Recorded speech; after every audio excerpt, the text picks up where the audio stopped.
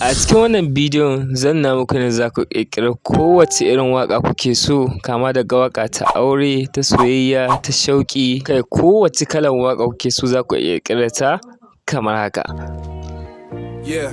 Clock ticking, but the vision is timeless. No gold-plated watches for the minds that's spineless. They count the trophies while I'm counting the lessons. Silent prayers whispered during midnight sessions. Foundation built on a rock that won't crumble. The mirrored out the noise just to hear the Ko kuma waƙar Hausa kamar haka.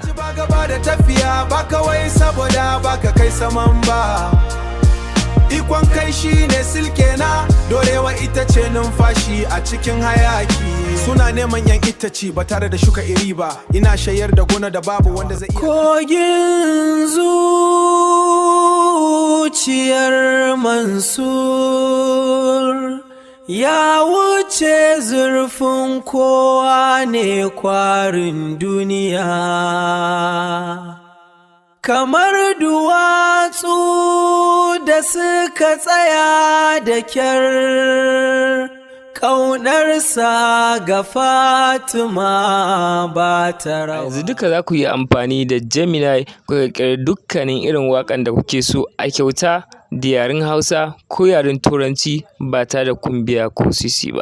Kai tsaye bari in nuna muku yadda ake. Daga farko ka garzaya a Play Store kai downloading na Gemini application sai ka sauke shi. Kai tsaye za ka buɗe account da wannan Gemini.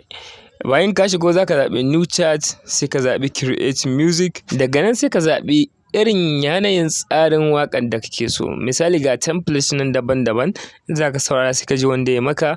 Bayan ka zaɓa kai tsaye zai kawo ka zuwa wannan pejin. So kai tsaye za ka iya gaya ma wannan AI na Gemini cewa ga kalan waƙan da kake so, ga abun da kake so ya waƙe maka, kai tsaye zai iya maka waƙa.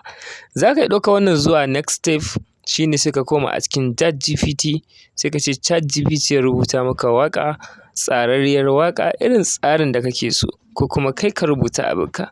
Bayan ka kammala rubutawa sai ka yi copy, kai tsaye sai ka zo ka yi pasting a cikin ainihin Gemini AI, shi kuma zai amfani da waɗannan kalaman da kuma tsarin da ka bashi ya ƙirƙirar maka waƙa haɗaɗɗiya wadda kuma za ta yi matuƙar burge ka. Me kake jira? Ka garzaya akan gemini.google.com/music ka fara creating na dukkanin music ɗin da kake so akan Gemini, ko kuma ka yi downloading na application ɗinsu a Play Store. Ku gaya min wace irin waƙa za ku ƙirƙira da Google Gemini idan kun yi amfani da shi. Madalla ya Rabbi, saboda goyon bayan ku a tafiyar mu muna godiya.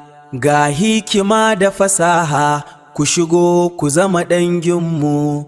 Ku danna alamar subscribe, ku mana like don ƙarin haske a nan gidan talabijin na hikima da fasaha.